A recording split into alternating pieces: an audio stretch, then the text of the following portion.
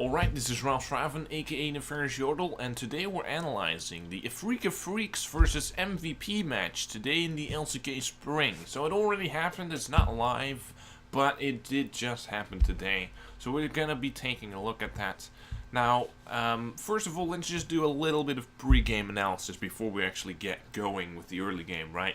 So you look at Ryze versus Poppy. Ryze is just typically one of those champions that's almost always picked in competitive because he's so reliable, he works so well in the competitive scene because he has point and click CC, reliability, right?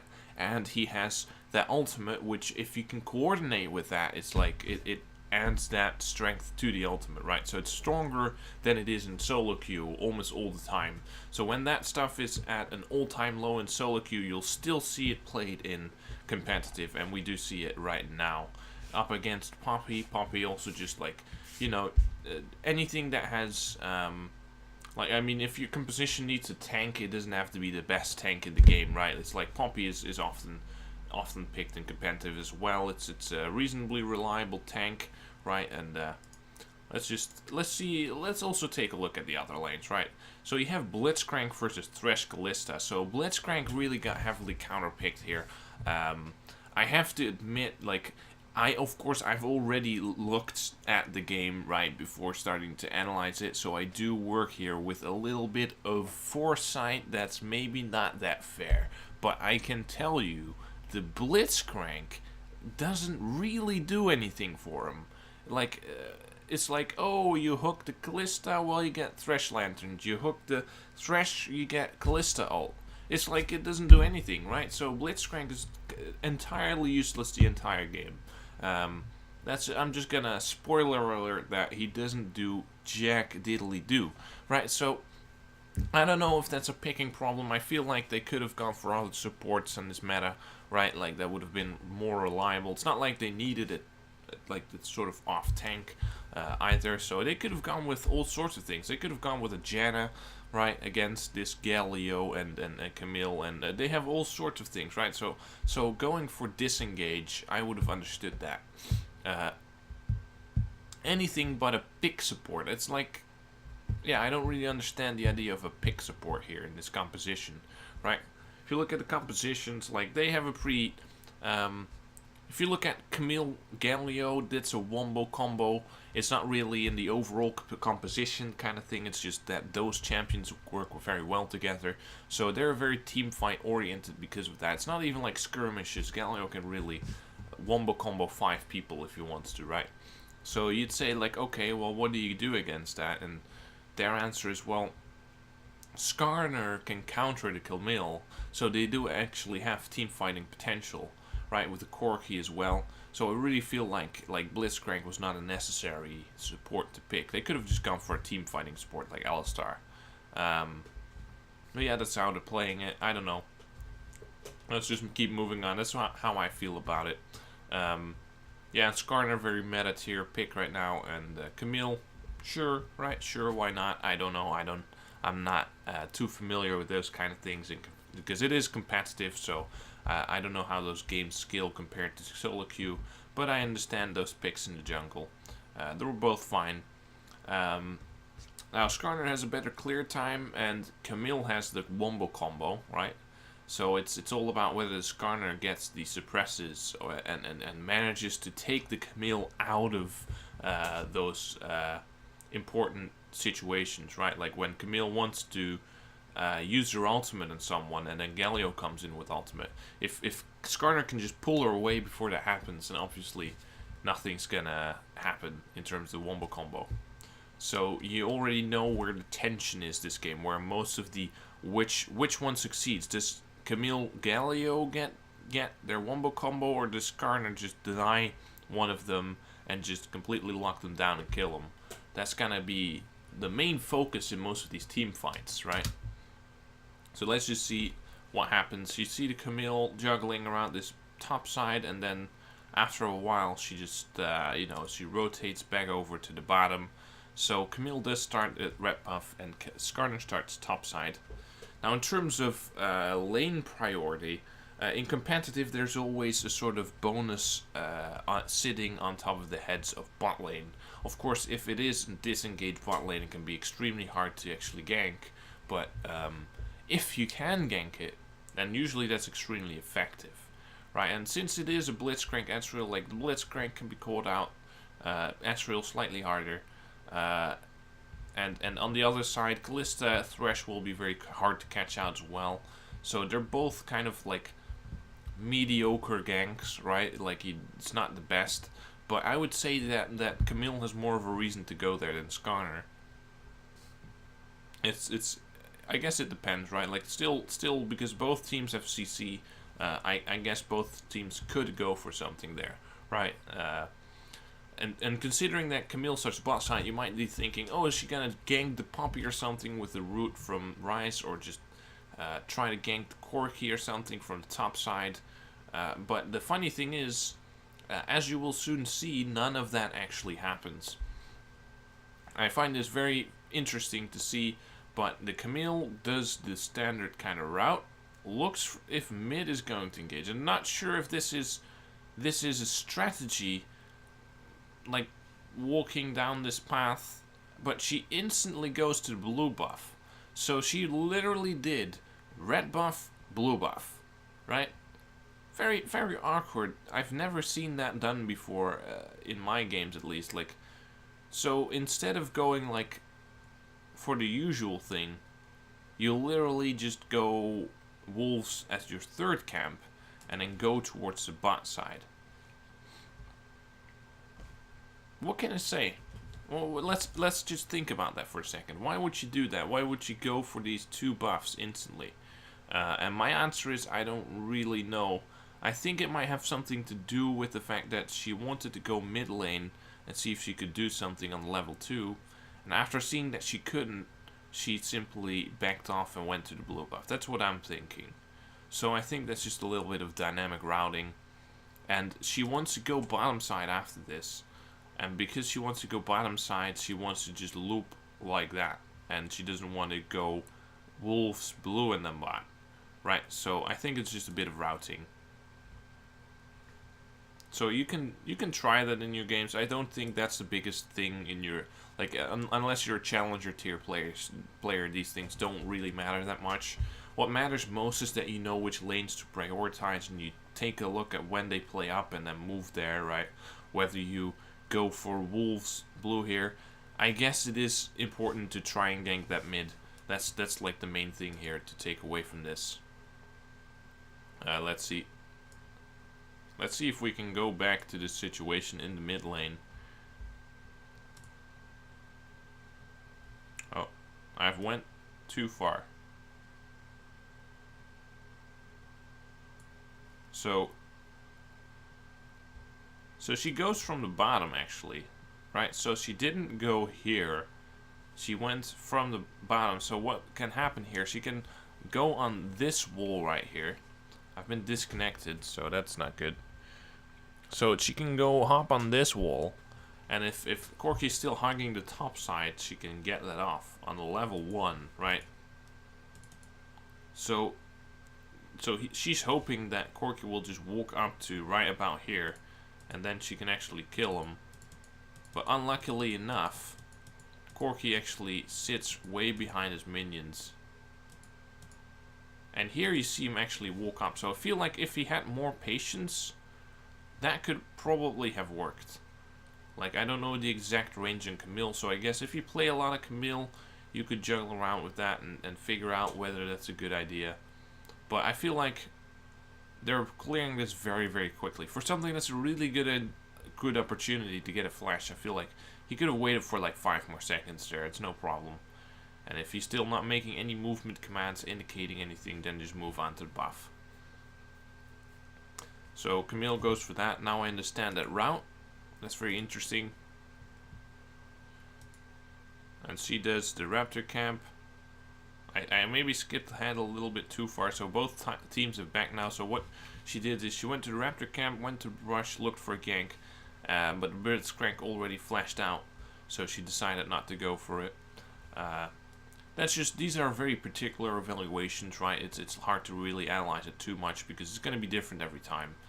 It's just like you have to analyze whether or not it's like possible to gank that based on the distances, and she says no, and I say, well, I think you could do that, and it's like, you know, you're arguing with a pro player, so I guess that's just not a good idea most of the time, at least.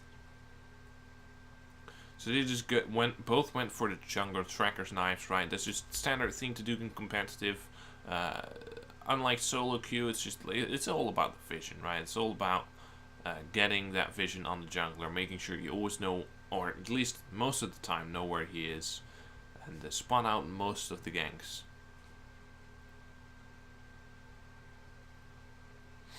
So, what matters most in these types of games is like, usually the laning phases here are kind of dry, and the routing on both teams is very advanced and very optimized, right? They all know what they're doing.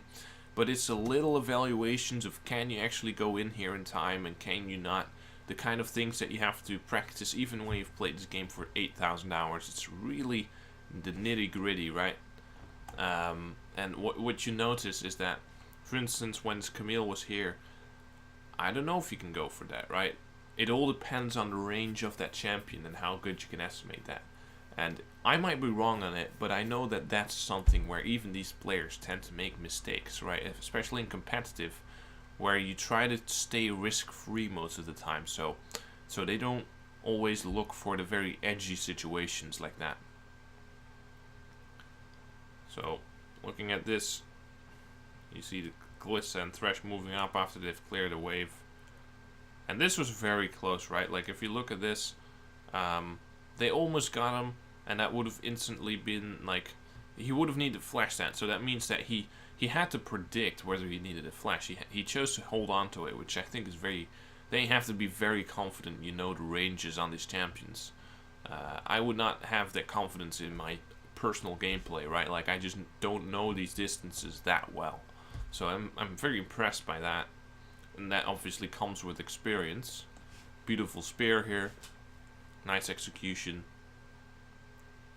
So Camille is now on the bot side and Skarner started on the top side. So that's a very interesting situation. It's much more dynamic if the junglers are on the other side. Much more potential for something to happen.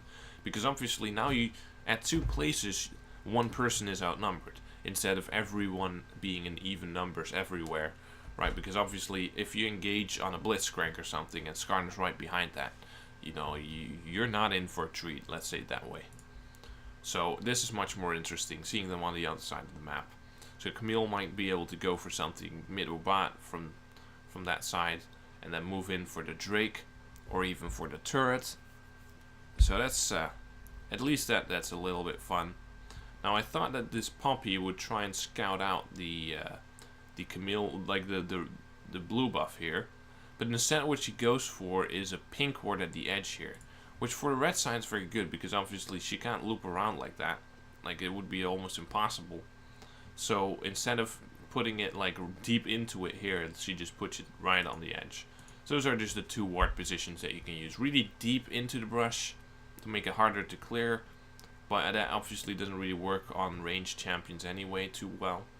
But yeah, that's kind of the two positions, right?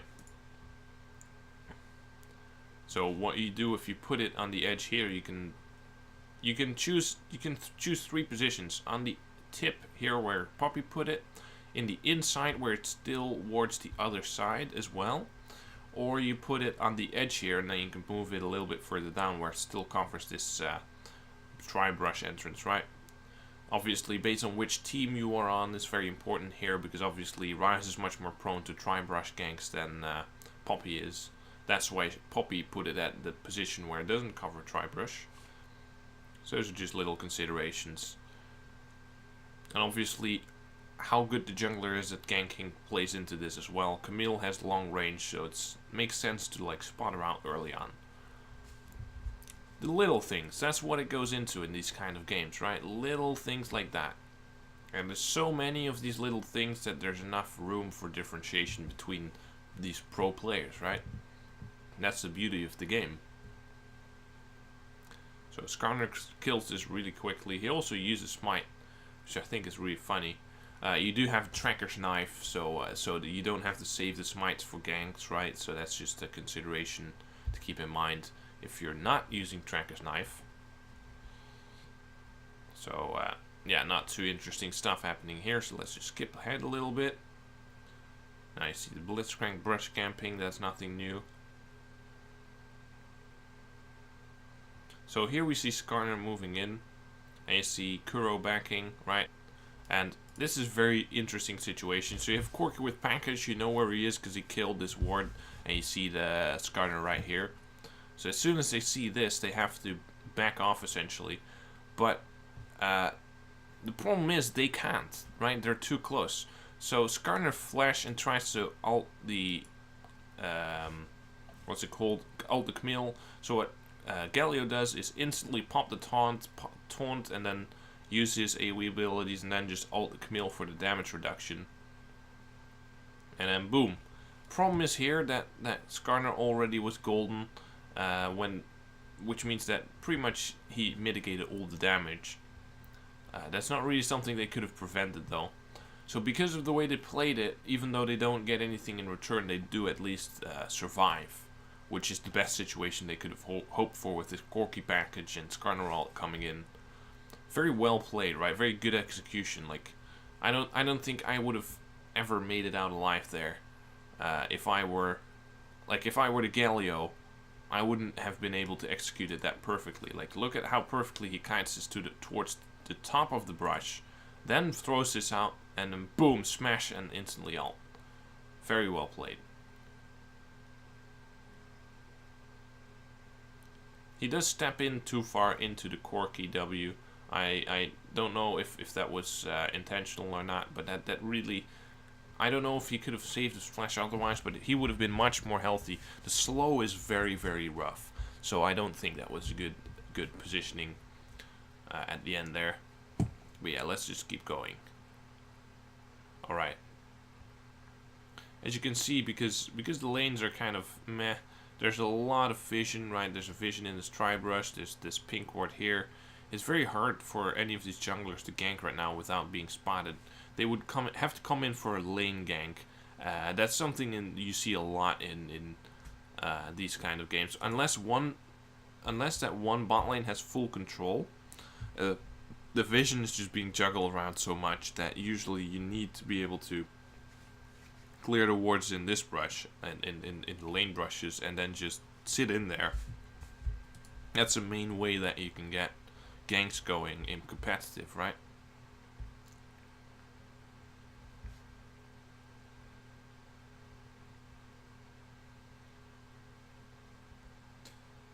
So I do find that ward very interesting. If you look at the Skarner routing,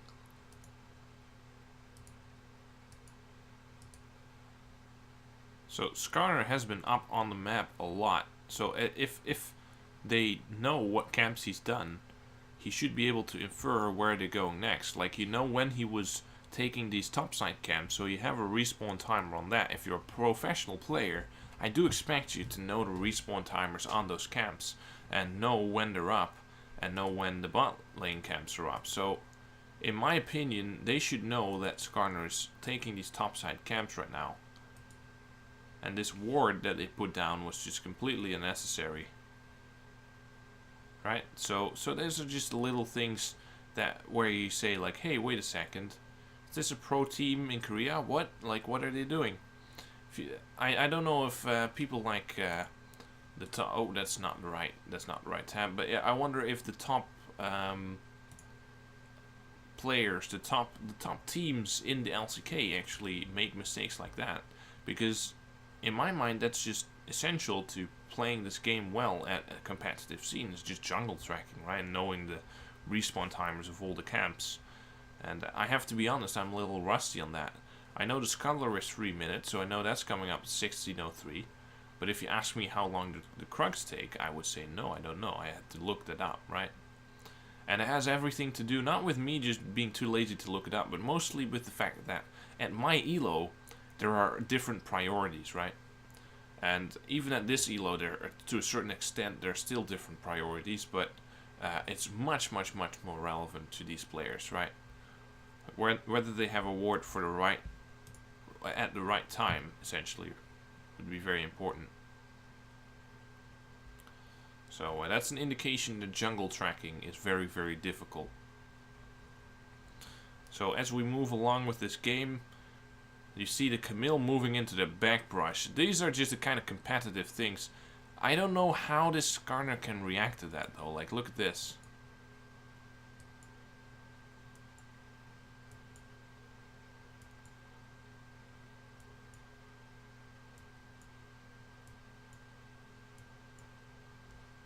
So I don't understand. How can you be that fast? Like, what's the timer on this thing? Like, if only I could see what the timer is, I could check the replay here a couple of times. So you're just juggling with the vision here, and you're looking to get that ward. And look at that, within half a second, whoop, whoop, flash.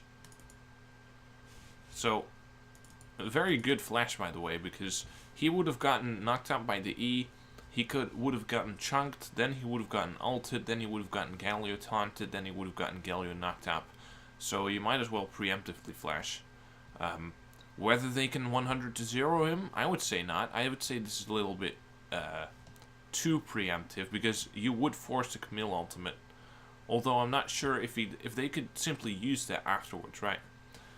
In my mind, if they Camille ult instantly, then you're gonna get out in time. And if she waits, then you can simply ult her into the turret, right? So I feel like he could have played that a little bit more aggressively and just saved his flash. Although I'm very impressed by his simple reflexes, right? Because that's kind of why these players are that good. Even if this is not the right decision, they do stay alive a lot, because they always respond to things like this happening, where they're outnumbered. Instant flash. But yeah, still, it is a mistake in my mind. I can't say it any other way. That might be me, right? It's arguable, but it's like, I don't see him getting 100 to 0, right? And if I ever die to that and say, oh my god, I got 100 to 0, then I know from that point on that, you know, let the pro players make the decisions, and, you know. But yeah, so far, I really don't see that happening. Fucking Ocean Drake is a horrible thing to have to deal with if it actually is contested. If you want to have to walk away from it, you're getting constantly slowed. But yeah, that's just a little fun fact about the game, right? Just which drakes there are can be incredibly relevant. Like, if you try to sneak a drake and you get spotted, like, the Ocean Drake almost always just kills you because of the slows, right? And sometimes it works the other way around. You just aggro the Ocean Drake while someone else is walking by, and you just get the kill because they're slowed. Just little interactive Drake mechanics. So finally they do go in with the Scuttler here, and they do get the engage here. And here you get a full all-in, and you get the Galio knocking up the Blitzcrank. The problem is here, though, that the Skarner was already in the area. So Skarner, even though he had 4 camps up, decided to play bot side, which makes sense, right? Because, I mean, let's be honest here, top lane isn't too active right now. It's going to be very hard to gank those people. They permanently have flash up, so they have very little incentive to come there. So what happens instead is you get this bot lane focus, and you have a 4-man bot lane versus a 4-man bot lane. So you do get the Blitzcrank, but now you have a full health Skarner coming in here with ultimate, and everyone's chunked down. So you can ask yourself if this is something you can do to a Blitzcrank with stopwatch. I mean, this is the kind of evaluations that make the difference between SKT and an average team in the LCK, right? It's like the level of evaluation and macro play on these teams is the main factor, right? Like, can you do it? Can you get this engage done in time? Or will Skarner be there and fuck you up? So Skarner just comes in here, first looks at the Galio, whether he should peel for that, sees that Maha Goldens, right? So he just turns instead towards the Camille. So he stuns him, and then drags him, and then he gets bombed instantly. So this, I feel like, is a bit of a misevaluation on how much damage Corki deals, because Corki essentially one-shot him before she did anything, right? So he could have just ulted the other person here, like Galio would have been effective. And Galio is now saved because of that, so they definitely could have gotten more here. But at least the turn itself is just, you know, well played. And Rift Herald's just gonna take the turret here. So I feel like that was a little bit forced to go in on the Blitzcrank with 2 ultimates. It's just like, yeah, you get him, but you wasted too many resources to be able to fight that. Now, they do have teleports, and I wonder if they actually planned that, or if this is just a lucky coincidence. If you look at this, there's a 3rd teleport incoming, and now they're actually, this is sufficient, right? Like, it's just like, come on, what more do you want? And Poppy actually had teleport as well, so I'm very surprised why Poppy didn't just come in here. She does have ultimate, so feel like that would have been less effective. And now they zoom in on this. I want to hear what the analysis here is like. Like, I wonder if they're going to say something about that. Gets the taunt in onto one, Beyond getting chunked out. Stopwatch there for Ian. Trying to finish him off. Another TP. Throw them all into the bottom lane, says the Freak of Freaks. They try to get the kills. Ian arrives, gets the lockdown. 2 more kills over to Afrika. They'll come out on top in that regard for the moment here as the Realm Warp comes in, but they can't quite catch them. So 3-2, but still going to be down in gold with that first brick going over to MVP. Man, that really did explode into life. Extra TPs on the end. Rise was the damage they didn't have on the first 2 TPs. This seemed like a long time ago that we started the fight with a hook, baited in. Notice here that the Hextech ultimate is actually cancelled by the stopwatch. That seems unfortunate for how long the cooldown is. Didn't really matter, still got the kill onto Max. Beyond comes in, you think, okay, is it over? Just a 1 for 0. But Beyond stays in the fight with his Q-Max, does decent damage. First ult gets the Camille, so Camille and Blitzcrank are down. For those of you keeping track, fights never end on this meta. Ian goes aggressive, gets the kill onto Ian, and back. So, no comment about the fact that Poppy didn't teleport here as soon as the Rise without a range. I mean, that would have really just put the MVP team so much further ahead here. I just feel like the discoordination on both of these teams in this game, like, I mean, of course, you're disregarding their mechanical prowess and the fact that how well they're keeping track of where people are and what their abilities are and how they're playing it and the reflexes. They are top teams, but they're still, like, if you look at the mistakes instead of what they're doing right, they do make a lot of mistakes, right? It's kind of like, this is a good example of why it wouldn't work to do a standardized test on League teams, right? Because if you just literally just grabbed a list and just listed every mistake and deducted points for that, then this would just be some average mediocre team. While if you actually look at the fact that they have certain qualities, right, like, and that they're actually playing really well, that's why they're so good, right? Like, it's because they actually have the coordination and the reflexes, which you might not notice through all the mistakes that are also happening, right? Like the ward and the mistimed, the sort of the unnecessary flash and the completely not coordinating with your top laner here and with the teleport, right? Those kind of things here really matter, right? And they're really big mistakes, but yeah, they're still clear that from these reflexes and what you see, they are a top team. They are a really good team. At least the Freak of Freaks seems to be more coordinated, right? Like, in general, has better macro play than MVP, right? I mean, I can't imagine if a Freak of Freaks was playing as this enemy team, as Poppy, right? Like, I can't imagine that they wouldn't be like, TP, TP, TP, the Right's coming in, and then boom, they just ult them away and everyone is saved, right? I can't imagine. I can't imagine. So, it's just a difference between the teams, right? I like that. I like being able to see some differentiation in the highest level of play, that it's not just some sort of lottery ticket on who gets the best meta picks or something. No, it really is also about team skill, right? Like, the interactions between the players.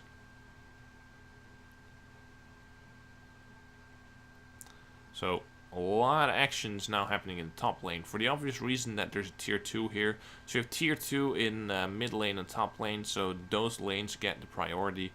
Which one you get first, I guess it's easier to play in the long lane if you have a numbers advantage. If you feel like you have the advantage, right? The long lane gives you a little bit more to work with, right? it's like it's a little bit more dangerous, right? You can always get the mid after after doing Drake or Baron, right? Like it's closer to the sort of it's the center of the map, right? So you can get it from any angle when there's people back. So if you actually do a coordinated 5 versus 5, you might as well do it in the top lane instead of mid. I don't know if that's consideration they're making. That's just how I look at it. So that's just something to think of, right? Just a little bit of macro analysis. And we see how many wards are being dropped here, and actually the reason Skarner backs off here is because he doesn't know if Thresh is gonna hook him, right? And if he gets hooked, you know, because of the fact that Thresh can hop over the wall and lantern someone, he's completely screwed here. He does have flash, so if it's like you are allowed to play it a little bit more risky, but as you can see, the main thing in these games is safety, right?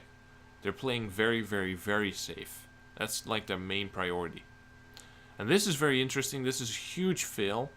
So I actually almost missed that to analyze that. I didn't know that was this situation, but this is like really funny. So you get this situation, right? Oh, whoops. So Skarner tries to go for the pink ward. Ryze is bottom, but no, he doesn't have teleport. So Ryze is out of the game. Camille is clearing the red buff.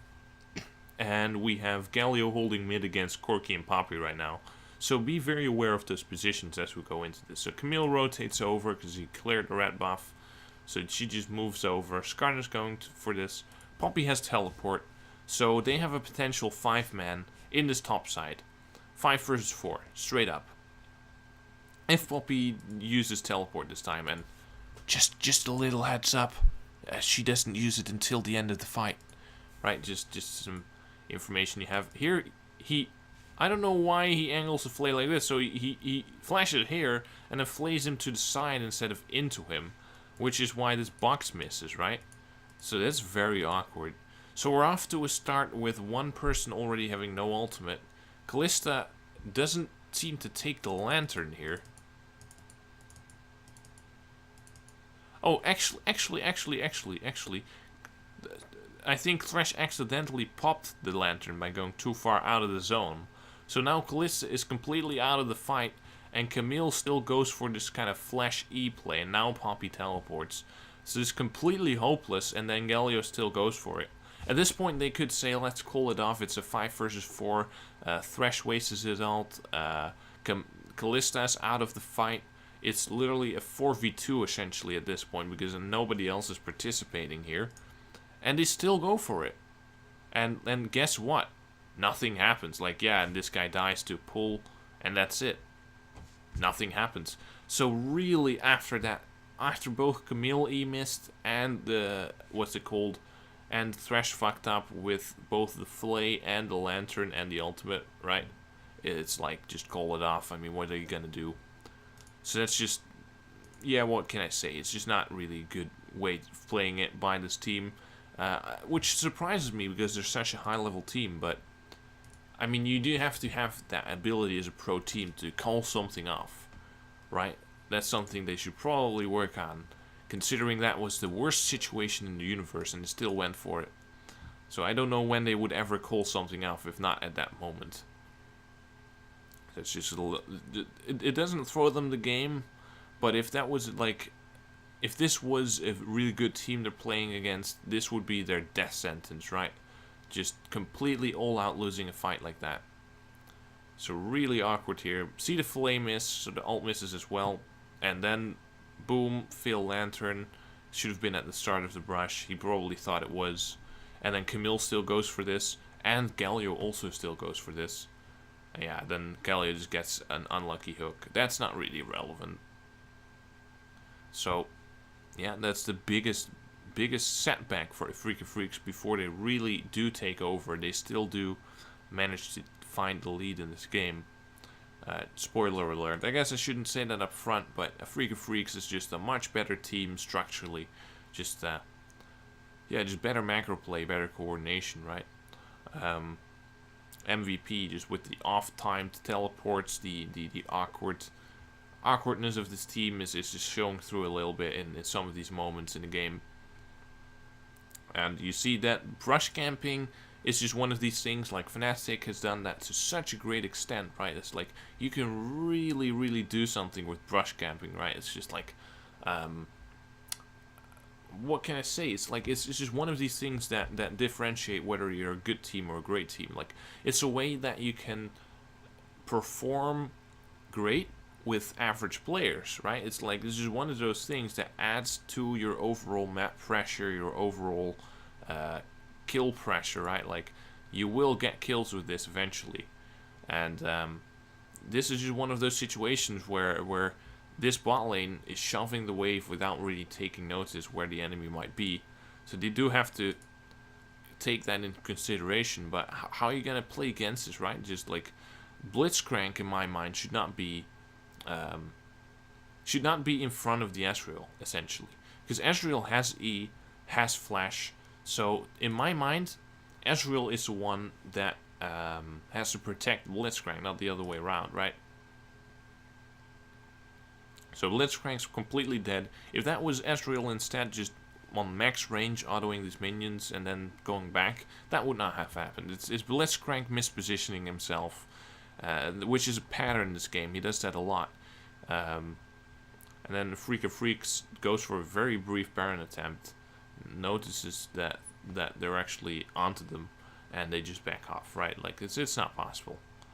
And meanwhile, Ryze gets some turret damage. You know, Ryze all game has been splitting. He's very good at wave clear and at scaling, right? They have that Galio and the Camille, so they do scale very well, and Kalista actually. So since they have the scaling team comp, I do understand why they're splitting a lot, clearing a lot of waves, going for the CS. So we'll just skip ahead, see if there's next important fight coming up. Because obviously these teams are not going to be doing too many wacky things when there's no objectives. Has to be some sort of awkward catch, which of course can happen, but it doesn't happen a whole lot. So we just see this the standard battles for vision control, right? Like around Baron, right? 24 minutes. Baron is something that's not relevant, so constantly fighting over that. And here Thresh has to be saved by the Kalista, and this turret is going to fall, I presume, because they can't really hold this pressure. So now, considering that Ryze is bot side and that, you know, Kalista has to back and Thresh is half health, they're gonna go and try for a Baron. And this, in my mind, this is a 100% successful Baron if they play it right. I mean, there's no way that they can do this. But look at the Blitzcrank positioning. So Blitzcrank is in the perfect position to peel the Kalista away, right? Kalista's gonna come in here and has to... The only way she's gonna be in time is she gets lanterned by Thresh and then ease into the pit, right? So all that Blitzcrank has to do is mitigate the Kalista, right? Like just literally walk off and knock her up, and there's no way that she can do that. So what does he do? Walks into the pit, walks left and right. One auto, 50 damage, right? On a 12k health Baron. One auto, 50 damage. One auto, 50 damage. Flashes. For what? What's happening here? You can't stop a lantern, right? So he just whoop right past that, and Camille ults in and smites the Baron. Boom. Done. Right? So Poppy actually tried to play it well by blocking the Camille away. He should have done that a little bit sooner, probably. If they knocked the Thresh away at the start, they would have also gotten that. So Blitzcrank should have peeled the Camille off the Baron, and Poppy should have definitely ulted the Thresh away, because that was the only way for Camille to get in anyway, right? So overall, very bad execution by MVP. This is really the main throw of the game, just like numerous errors being made in how you play this out. And it's downhill from here, right? You can't afford to give away a free Baron and some tier 2 turrets in a game like this against a good team, right? So really just so awkward. Look at this, like Poppy tried to knock the Camille away, didn't succeed. Good attempt, but he should have done that much earlier in my mind, and there would have been no way. So yeah, that's just a little bit of awkwardness. Like it's obviously a very clutch situation anyway, right? It's very unlucky for them, but if you're gonna play it that poorly, like sure, if you have a lead like this, you might take a game away, but it's gonna be hard to win best of 3s or best of 5s, right? So here they just catch the Poppy out. I don't think he can get away from that. They both flash here, so that, again, that coordination on these teams. Galio with a very nice preventive ultimate. Galio has been playing on point, except for the one situation where they did go in for the Galio ultimate anyway. But other than that, very crisp ultimates. Just very quick on recognizing, whoops, someone's going in, boom, let's go. So, yeah, a Freak of Freaks got the inhib, and I can tell you from here, it's only downhill for MVP. They get another inhib off of this as well. So this entire base is just completely in shambles, and not much later they can go for the final push, right? Like it's not too interesting to analyze at this point because, you know, it's just a Freak of Freaks pushes into their base with super minions and just outright overpowers the entire base, right? They still have Baron, so there's nothing that they can do at this point. The game's already was over when they lost the Baron. Essentially, that was the game-losing play. Really poorly played by multiple people there, and just these kind of situations in this kind of competitive play are like so important, right? Well, how you played it out. Should you peel off the Baron and then fight, or should you walk towards the back of the pit, or should you pull away the jungler, right? All these kind of things is just like so important. And I wonder what they're saying here. They don't look too mad, but I mean, both teams were playing quite poorly here. I would probably flame both of them if I was their coach, right? I would be like, what were you guys thinking? Like, you went for it anyway. Why would you do that? That's what I would be saying here. Like, I guess I don't know what the coaching styles are of these people. I guess flaming people, making them feel bad is not always the best strategy, but yeah, I mean, there's a lot to analyze in this game for these coaches. I presume they can see even more than I do and go into more detail. So that's it for this one. I hope you guys enjoyed that analysis and maybe learned something from macro play of that. It's really interesting to watch these teams battle it out. So I will see you guys in the next one, and peace out.